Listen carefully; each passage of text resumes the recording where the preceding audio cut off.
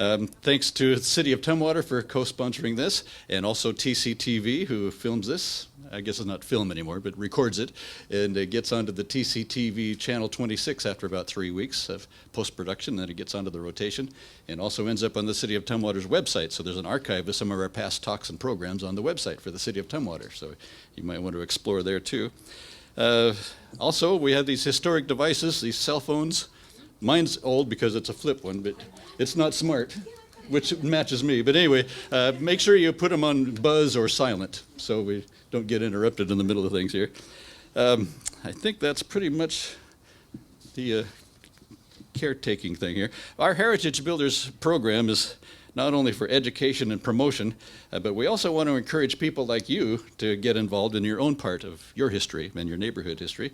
We want to share ideas about how to do that, and that's why we brought in our speaker for today, Lanny Weaver, very respected in the historic community, and we're glad to have her. She's worked with the Lacey Museum, was an archivist at the State Archives, former president of the Olympia Historical Society, current president of the Lacey Historical Society, and has helped in the past with Tumwater research, and I've dug through some of that and appreciate that very much too, and has volunteered at the state and local level in various aspects of local history. So without any further ado, here's Miss Ado herself. No, here's Lanny Weaver. Thank you, Don. Can you hear me over there? Okay, good. Thank you for coming. This is great. This will be a lot of fun today, but I have to be honest. We have a lot of material, but because our time is limited, we're not going to have as much as I would like to do, or as much as what you will need to finish your research.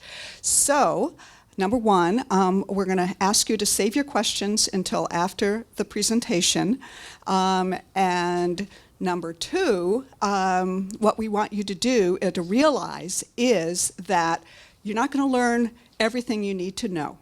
And so what's going to happen is you're going to have to research further after this. But don't worry, because I'm going to get you started, and I'm going to show you the tools that are going to help you complete the research project you want. And to that effect, I'd like to introduce one of the tools. This is Tracy Rebstock. She is with the Southwest region of the Washington State Archives, and oh man, do they have a lot of records. So that's great. So we're going to get you started. First off, here we go. I'd like to show you some works that have already been done on researching neighborhoods. You can see, obviously, this even has a history of an Olympia neighborhood. I don't know if any of you are familiar with this particular book. This is absolutely wonderful.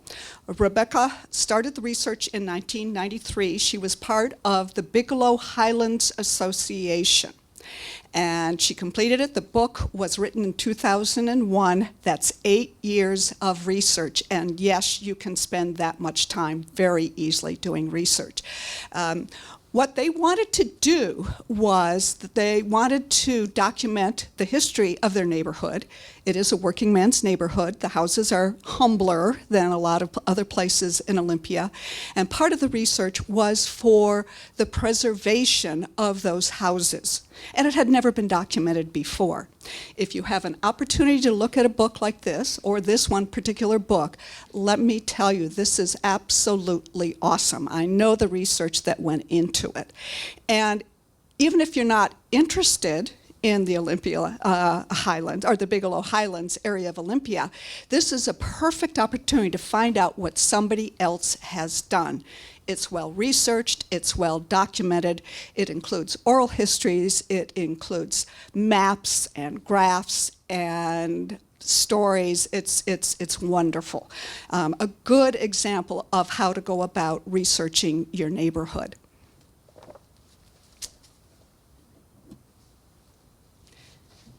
Now, the Bigelow Highlands obviously is an urban area right in the middle of Olympia. So what I'm going to show you right now is a rural area. This is another book. It's the South Bay neighborhood, obviously. This group, the boundaries that they were doing included what was the old South Bay School District. But it didn't start that way. It started because the portion of the school that was built in 1949, the South Bay School, was about to be torn down. And they wanted to document the school. That's how it started. But they'll tell you that it was like chewing wax. It just kept getting bigger and bigger and bigger to the point where it included several miles. Anyway, again, well-researched, well-documented, stories, maps, photographs, awesome book. And now you get to mine. This is totally different. This is a PowerPoint presentation, which was the reason I brought it here, because I already had the basics, thought it would be easy. It wasn't easy. But anyway, my reason for doing this PowerPoint was because my husband had volunteered me to make a presentation at our Homeowners Association spring meeting. Now, normally, at those meetings, we discuss things like how to take care of your septic system, which is what homeowners associations do. But I thought this would be different, and I thought that was a good idea. And I, in fact, was curious about our neighborhood and thought, well, why not? I needed an excuse anyhow. Now, you have to understand, I did realize that some people don't like history. I know, you're all going, I don't believe it, right? But that's true. And I went to the presentation with fear and trepidation, but it was a success. I don't think I was the reason, and I'm going to tell you later the reason for the success of the presentation. Okay, let's get started. Your house may already be on a historic register. Maybe your neighborhood's already on a historic register. Probably you would know whether or not it is. I mean, you probably know that already. But in case you don't, there are a number of ways to check out whether or not it is. This is obviously a copy of the website from the city of Olympia. And so they have places where you can look. They have up there, whoops, I don't have anything to point with, where you can actually, they have a way if you want to put your house on the register, you can click on it and it'll give you a form. And maybe you don't want to put your house on the Olympia register, but it shows you the kinds of things that go into putting your house on a register, ways to do research. There's also a link to the Olympia Historical Society website. And if you click on that, I think you're probably all familiar with the name Deb Ross. Well, Deb Ross has put all kinds of information on there, including all of the houses on the historic register in Olympia. And maybe it's not your house, but maybe you recognize your neighbor's house. That's a way to start. And look over there. They also have a link to the Southwest Regional Archives. Now, Tumwater's website will also show you which of the houses are on the historic register. They aren't going to give you the information, the research material on the website, but you can give them a call. Now, the city of Lacey has a historical register as well, but you don't want to go through the city because, fortunately for Lacey, there is a museum, the only one of the three cities, that is dedicated to the history of the city, and there is a ton of information there. In fact, Lacey has its own the Lacey Museum, has its own website, which is laceymuseum.org. The information of the register is not there yet. It is at the city. It's waiting for some IT person to put it on the website, but very soon there will be information. And even then, there's a whole lot more information in the museum, so go ahead and give them a call. Don't forget your secondary sources, and we're very fortunate in this area to have both the Timberland Regional System of Libraries and the State Library as well. And so these are sources that are published in some way. Here, just a little variety of what you could find. The first one on the left is a transcription of something written by George Himes. To everybody in Lacey, they know that name very well because he wrote about the early years. He's wonderful. And that is a transcription. I took it from someplace and transcribed it. The one in the middle is a reprint of the Coast with information on the city of Olympia.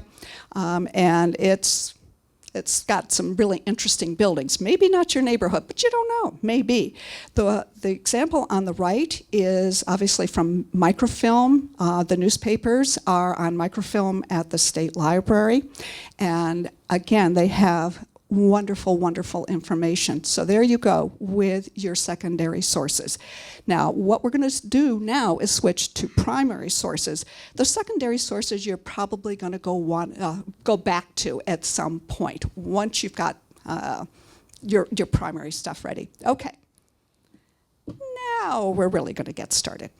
The first thing you want to do when you set off with a project is to define your neighborhood. Is it going to be like the Bigelow Highlands, where you've got a very rural area? Rural, is it going to be rural? Or is it going to be like mine, which is basically a suburb? You may start big, your area big. On the other hand, you may start small. Who knows? Is it going to be your neighborhood? Are you researching, are you interested in your neighborhoods? Yes? Yeah. Or it doesn't have to be your neighborhood. But let's say it is. So we'll say it is your neighborhood. Where do you live? I know that sounds like a silly, silly question, but Tracy will tell you. People will come into the archives and she'll ask them, all right, so what is the name of your subdivision? I don't know. And for me, it was easy because I live in a suburb. But if you're living in the middle of Olympia, you may not know the name of your subdivision. And for you to go back in time, that's going to be really, really difficult to do if you don't know. So the key to the beginning of your research is the legal description of your property. That is not your address, the legal description. Now, chances are you've got it on your deed, but then you have to go find the deed, right? Where did you put it? What do you mean? Where did you put it? So, what you want to do, now this is my house, by the way. How many people remember Howdy Doody? Yes! Okay, remember a character? Princess Summer, Fall, Winter, Spring? That's the inspiration for this. And that is my address. I've got my address. Now I need the legal description. And fortunately, the Thurston County Assessor's Office is going to help you find your legal description. So you've got the website here. But let me tell you, even though you're going to see some website addresses, I found as I was getting ready for this, it was just as easy to do a Google search as to try to remember all of those websites. So anyway, this is the Thurston County Assessor's site, and you can see a place to put in your address, and that's what you want to do. Now, I had trouble with Mountain and Mountain Air because they did it differently than we did, and they said, oh, no, there's no such place. Well, I knew it. So I just did Mountain, and I got my address. So this is what I've got here. Yeah, here we are. Click on one of those. Takes you to this page here.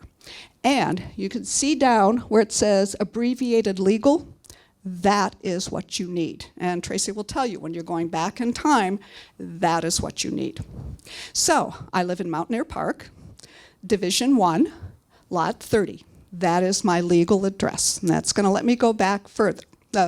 Some distance, not too far, because this is relatively new. Anyway, usually when you're in platted property, which this is, it has a name like that, there's a block as well as a lot. But I wanted to use my own address. There you go. But I also want you to take a look up at where it says sect, town, range. That's section, township, and range. That 2318 1 North, which is a legal description, but in a rural sense of the word. And if we have time later, we can show you in the question and answer period how to determine where that is. But anyway, that is important, and it can be. It wasn't necessarily for Rebecca when she was doing the Bigelow Highlands. It certainly was when they were doing the South Bay neighborhood because it's very rural. And as it turns out, I actually needed that description as well. All right. This is a fun website. I don't know. Have any of you been to this website before? It is fun, and there are all kinds of things that you can do with that, and they seem to keep adding things. This is the structure. It gives the year that my house was built, 1978, and for historical purposes, that's like yesterday, right? And you can take that date as being somewhat correct for newer houses. The farther back you get, the less likely it is to be correct, which means that you're going to have to research even further, right? One of the things I'd like to point out up there is that they do have a photo. This is a relatively new thing. These are recent photographs. And then they've also put up recently the field book. Now, I didn't get this off of the assessor's website because at the time that I started this, which was like 4 years ago when I did this presentation, that was not available. This is something new. The place where the original records sit are actually in the southwest region of the archives. Why do I keep saying that? Okay, so this is a wonderful record because you can see, there we are, and when we bought the house, and then it goes back in time. We bought it from the Emorys. They bought it from Anderson, who turned out to actually be the builder of the house. And then he got it from the development company. On the back of this record is the build date, 1978. But this record was started about 1970. And so, of course, it's going to be accurate. As I said, the farther back you go, the less likely that build date is going to be inaccurate. Okay, now we're finished with the assessor for a while, and we're going to go to the auditor's office. I forgot to ask, is there anybody here who is not from Thurston County? Where are you from? Cowlitz County. Cowlitz? Mason, okay. It's going to be a similar kind of process. I don't know that your assessor or your auditors have this. Oh, I see. Oh, okay. So if you wanted to research Cowlitz County, which you may still want to, they have the records in the southwest region of the Washington State Archives. And the same with Mason. The same with Mason. But to get started, you want to try their websites as well. Okay, so we're going to look at the public records. And it goes to something like that. All I did was ask for mountain. That's what I asked. I asked for mountain, and whoa, this came up. So what this shows you, you can actually find deeds. You can find the plat itself. You're not going to find everything. Not everything is on this website yet, but it does have an awful lot. Okay. So there's the plat. I'm a very visual person. I want to see it. All right. So there is Mountain Air. That's just Division 1. There are actually 5 divisions. As you can see, also, it shows you 23, if you can see, 2318 1 North over there. So that is the section that it's in, and it shows you about where it is in that particular area. Now, actually, this came first, but to me, I wanted to see it first. Okay. So the information I get off of this is, here we have Tom Martin, who is the developer. And the other 2 names here, unfortunately, Cecil O'Neill is deceased at the moment of this document, but his wife Myrtle was still alive. So somehow they're involved in Mountain Air Park. I forgot to tell you, I can't believe I did this. My point was not the park itself, the subdivision. I wanted to know what was on the land before it was subdivided. Okay, that's why I'm going backwards, is because I wanted to know what was there. I had heard that it may have been a Christmas tree farm, and sure enough, I have huge fir trees in my yard, but I didn't know, was it a Christmas tree farm? So that was one of the reasons. So now we're going back. Okay, so here is actually, it's a real estate contract between the O'Neills and Martin Development. So now I have the name of the people who owned the property before it was developed. Yes, I'm still going backwards. I also included the articles of incorporation for the Martin Development Company. These are pretty straightforward, but you never know. Some of the articles of incorporation have some interesting things. The farther back you go, you're not going to find these because the person who platted it didn't have a development company, but you don't know. Again, because I'm a visual person, this shows you Mountain Air Park. This is with the 5 divisions. And again, we have 23, 18, 1 north. An idea. Okay. So maps are great. I love maps. Yeah. Oh, I'm so terribly sorry. It is off, if you take Pacific Avenue, go all the way to Marvin Road, it's just before you get to Marvin Road, it's on the right-hand side. I actually have that in my notes. Thank you.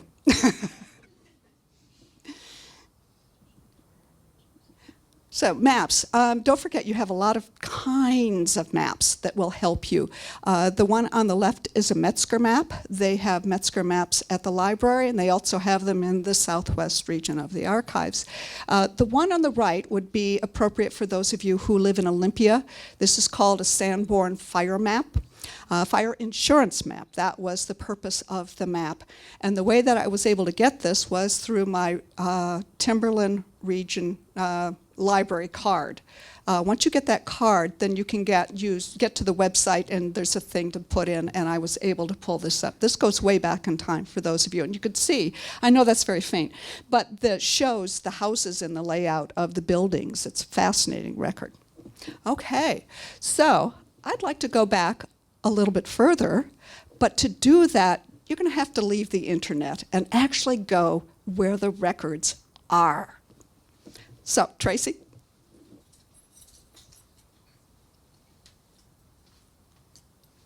So I'm going to talk just ever so briefly about how to use the state archives and how to find out what we have. So we do have a website, and again, don't worry, you can just Google Washington State Archives. We do have several branches, so depending on the type, where area that you're trying to research or the place you're trying to research, a lot of people sometimes find themselves, as they're doing their genealogy, going back to the old family farm and what used to be on that or where it used to be. And sometimes that takes you doing research sometimes out of state or in a different area of the state than where you actually live. So this sort of research might help you no matter what state you're in. So if you wanted to go back to your Iowa farm or your Ohio farm or your Pennsylvania farm, you'll be able to find similar resources in those states as well. If you happen to know which government entity created the record that you're looking for, then you can search for it. But as probably most of you are thinking, I don't even know where to begin with that. So there's a little red arrow up there. It's a little Ask an Archivist button. And that's like the best thing to click on, because all you have to do is just type in your request. Say, hey, I'm just looking for some stuff about my house or my neighborhood or my family farm.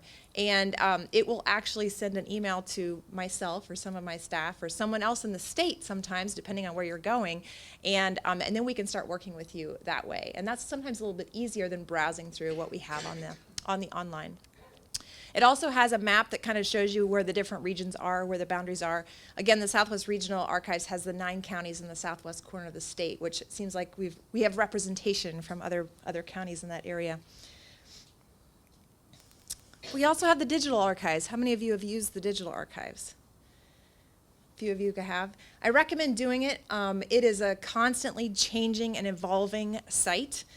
So when you think about the more modern records, yes, more modern records are going up, but they're also going back and scanning older records. So sometimes if you're looking for older records, you can find them on this site. I will say the map records in particular and the photograph picture collections on here are really impressive. They are starting to put out, well, they have been putting like real property photographs from Seattle on this site, old city directories on this site. So there's a lot of different places and sources you can use to use the digital archives and do some searching. If you ever have any questions about how to, you can again click on that Ask an Archivist button and they'll get you directed to where you need to go. And I'm also going to mention the Washington State Library. How many of you guys have used the state library in Tumwater? Very good, very good. So I'm kind of pointing you towards the newspapers. As it turns out, they've been working on digitizing many of the older newspapers, and the Library of Congress did this as a project called Chronicling America. So many of the smaller towns in Washington got their small, like, few-year newspapers digitized, so you can go up and search them and keyword search them. It makes them really usable. Also a little bit more fun than using the microfilm or microfiche machines. I don't know how many of you guys have just struggled with those. But the fun thing about the way that when they start digitizing microfilm and microfiche, they have the ability to kind of enhance a little bit more. So you know how sometimes you've seen those really faded ones? Well, sometimes they can enhance those a little bit more. So once they've digitized, they kind of bring those images out a little bit more. So it's worth going on and checking which ones have been digitized. The State Library is continually digitizing and adding to their collection, so I would go there. They have an Ask a Librarian button that you can click on, just like you can for the Ask an Archivist. And they have a 24/7 chat, so you can just kind of get on there and chat with someone if you need help looking. And they also have probably some of the largest collections of city directories and polk directories. So if you're looking for certain areas, this is a good way to kind of bring all that information together. So I'm going to linger a little bit with the Southwest Regional Archives collection. So this is an image from a tax roll from Mason County, of all places.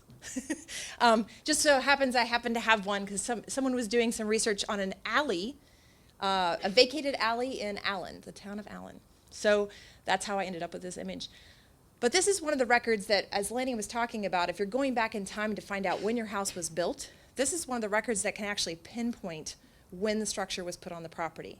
And I've had a couple people come in and ask about dairy farms and things like that, and so when was this outbuilding built? And sometimes you can find that in this record. It also sometimes has information that you can't find anyplace else. We had a gentleman researching a Girl Scouts of America house here in Olympia, and he could only find some newspaper articles, but no actual definitive evidence that this was really truly the house. Turns out in the tax record, it actually had it written in the line right below the house that this was used for the Girl Scouts of America. So it was a really neat record. It has a lot of information on it. It does have the older property descriptions on it, but it's really fun to use. And if you have names and places, we can help you look at it. We also have court records, which if you're looking to see who owned the property, we have the articles of incorporation, the real property cards. A lot of times we have old photographs, so if you're looking for an older photograph of your house, we have a lot of those, and we do have that representative of many of the counties in the Southwest region. And I'm trying to think if there's, timber cruises. I have to mention that, the timber cruise maps. I will say that older map collections sometimes will show structures that no longer exist. So if someone's looking for a school district or something and they said, I think the original school was in this particular area, a lot of times the old timber cruise maps can show exactly where that structure sat because the surveyor found the footprint of it while they were going through the hills and so forth. So anyway, without further ado, we're going back to Lanny. Thank you, Tracy. Isn't she great? Okay, so I want to go back even further. And there is this website that I found years ago. If you have not seen it, it is absolutely wonderful. Do you wish that you had a photograph of what a particular area of Olympia, Lacey, or Tumwater, even Mason County or Cowlitz County looked like about 1853? Well, this isn't exactly a photograph, but it does come up. It is also good for if you want to find out whether or not somebody has a donation land claim, you've heard that term before, or a homestead, where was it? This site is going to help you. I've often thought that, gee, what I would like to do is research one of the neighborhoods, the Isaac Wood donation land claim. That's rather large, and I've actually started researching it, but if I had really started, this would help me get to exactly where it was. Now I'm going to go to the picture. Whoops. This part, no. This is actually the page that will get you to the photograph, but it's Oregon and Washington, for whatever reason, were done differently the rest of the country. This website goes all across the United States. Because it's differently, then you have to do a couple more clicks to get to Oregon or Washington. And there it is. This will look a little faded, and I'm sorry it's faded, but there we have. This is Township 18 North, Range 1 West. And this is wonderful, but it's hard to see right now, so I'm going to blow it up a little bit. Whoops. Missing one. There we go.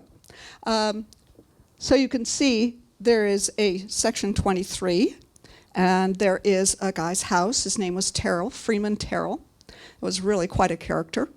You can see Chambers. That's where Panorama is right now. You can see down here, you can see Ruddle. That's Stephen Ruddle. There is Ruddle Road. You can see where the very first schoolhouse in Lacey was, right there. It's on this map. This is amazing. It also has names of people that this is the only way you can find them. Here's Mr. Rutledge. Well, he decided he didn't want to stay there, so he sold his claim. He hadn't really made a claim, but he sold it to somebody else who sold it to somebody else, and it turned out to be the Vereen Davis donation land claim. And that's thanks to George Himes that I know that. But Rutledge, there he is. And the lake, which is now Hicks Lake, was originally called Rutledge Lake. I love these maps. So this is the area where we are. You can recognize section 23, and what you can tell is there's nothing there in 1853. So my story to all of the people who were there that assembled that day I was making this presentation was that, okay, so there wasn't anybody there other than Freeman Terrell, and he was actually quite a ways away.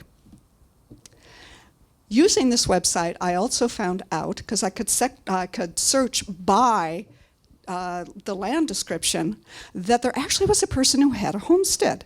His name was Benjamin Whiting, and there's the legal description. And I thought, oh, this is great. I'm going to find out. I'm going to get dirt on this guy. Oh, come on, he's going to be fun. I did Google search, nothing. I went to the archives website, put in the name. I thought, no. The only thing that came up for Benjamin Whiting was a divorce. That's all I could find.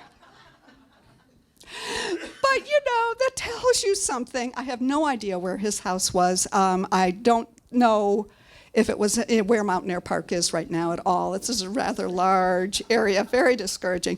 Then I decided I was going to have fun. So I took this, which was 1853, took the tax map so that you could compare what it looked like back in 1853 compared to what it looks like now. And that is not that much different than what some of the people did with the books that they published on their neighborhoods. They had fun too.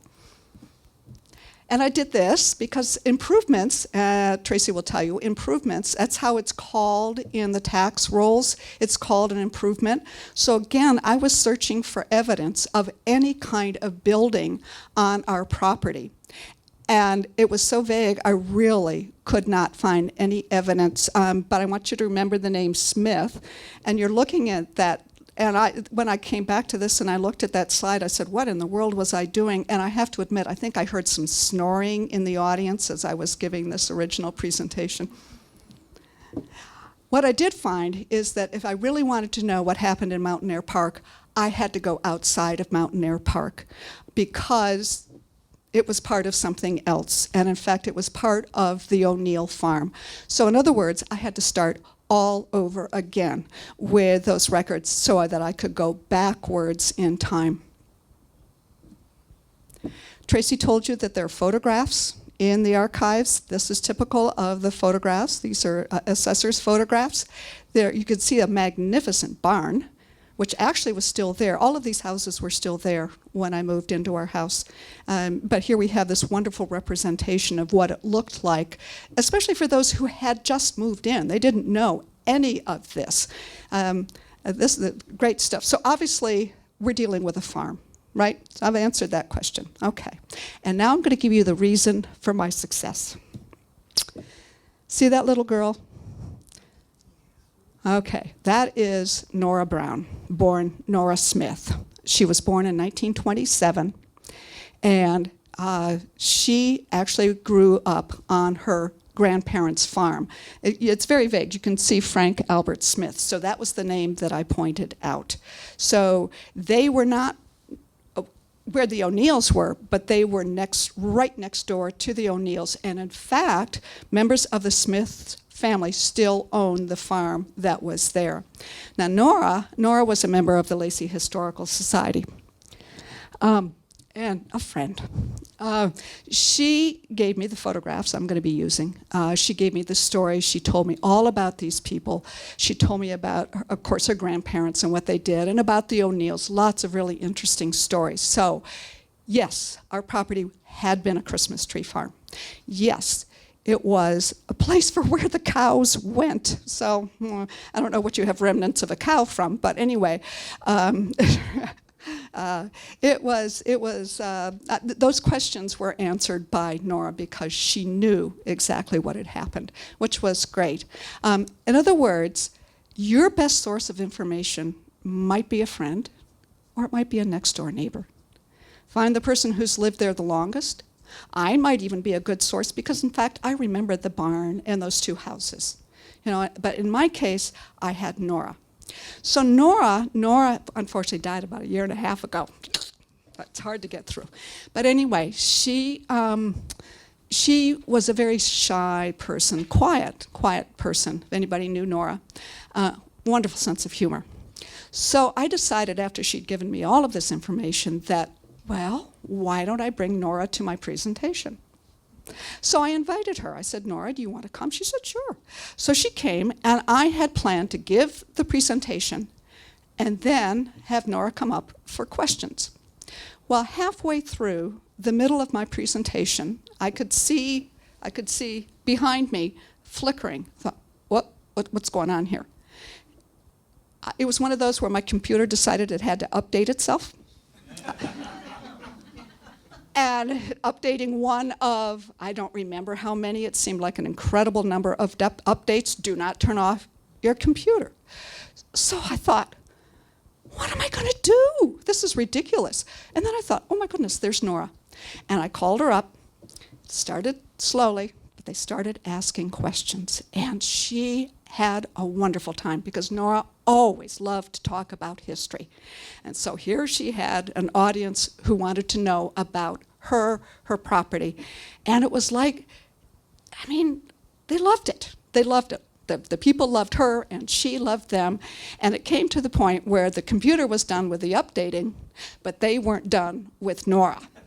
And so it continued. That's why my presentation was a success. This is the house where her grandmother's house, Nora's grandmother's house. It no longer exists, but that was the site where the farm still is. What's really cool is that these photographs, they're very farm-like, and even though you're not looking back at exactly where Mountain Air Park is, you get an idea of the feel of the neighborhood. In this one, you can see that magnificent barn. And this one is so faded, but I left it as the end one because it's sort of, things are a little hazy, but you know the past is back there. Thank you very much.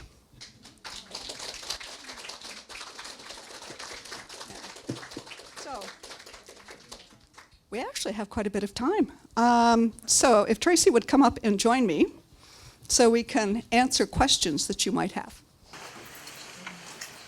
Yes. I have a question that goes back a little farther than you got to. We live down by Gate, which is way down.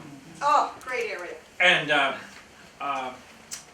there was a James Macmillan, that's my name too, came through there in around the 1826.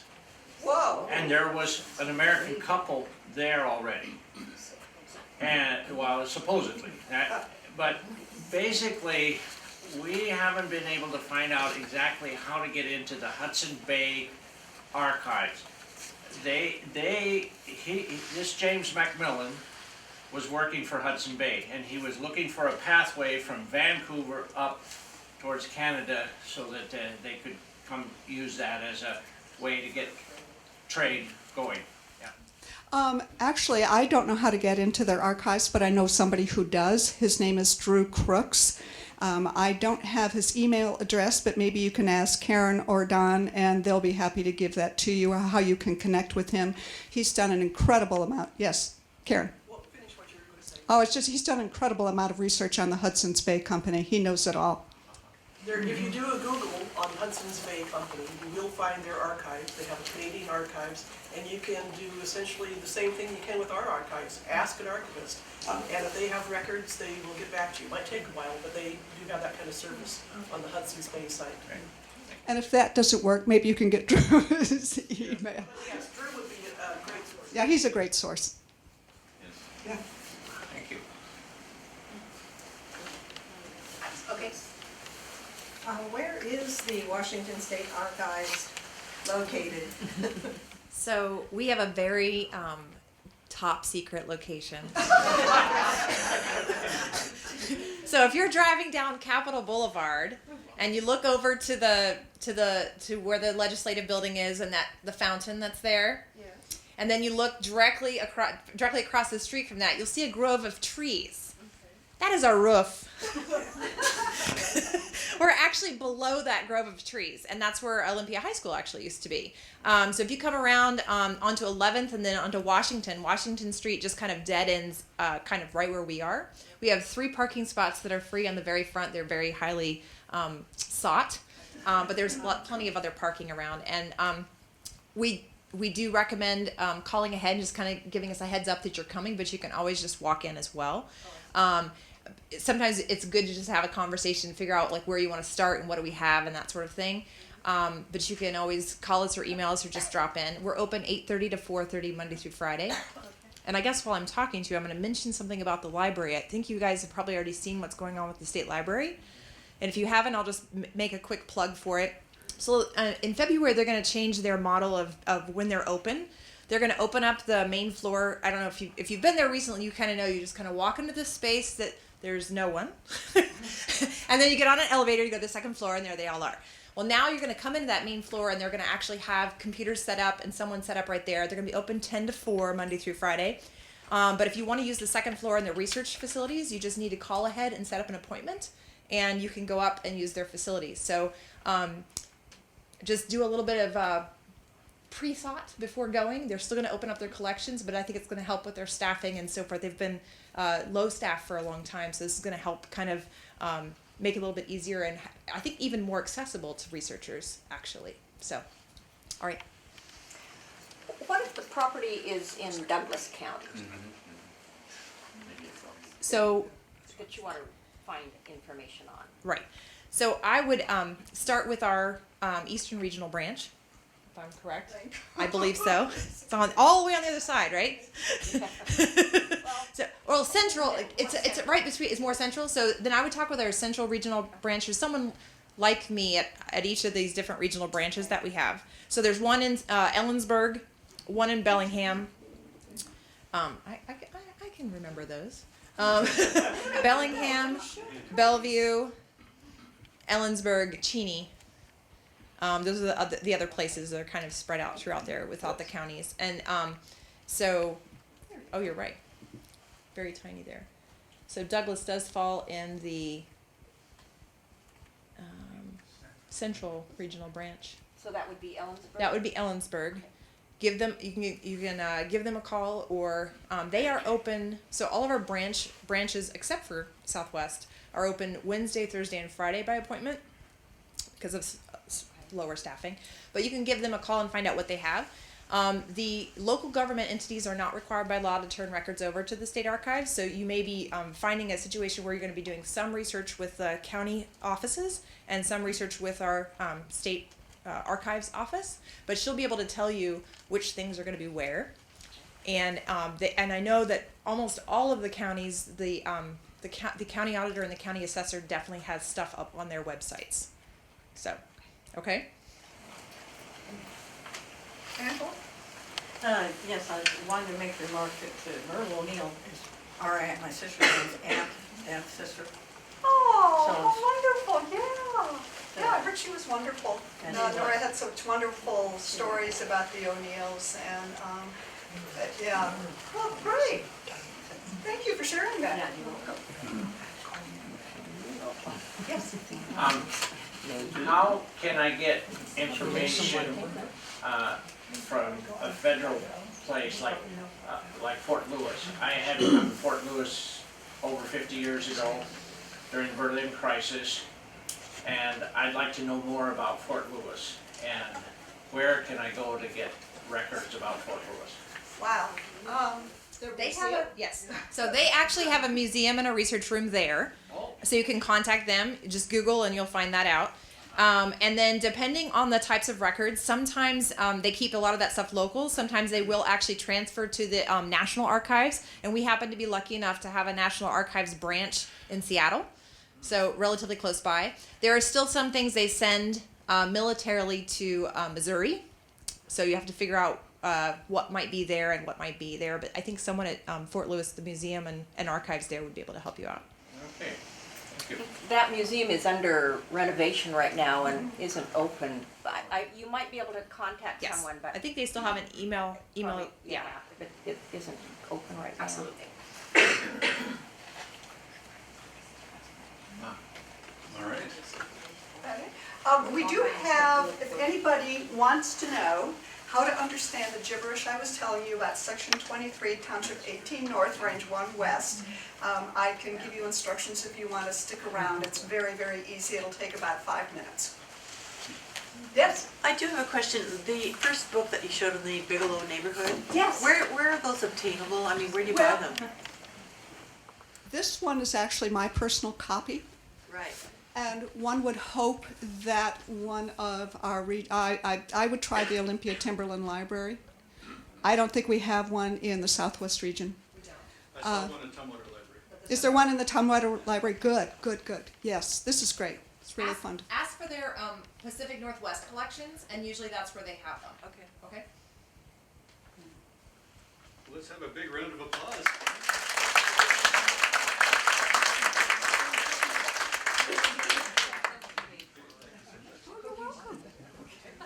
And they have agreed to stay here later if you would like to hang around and ask them some personal questions about directions you might take.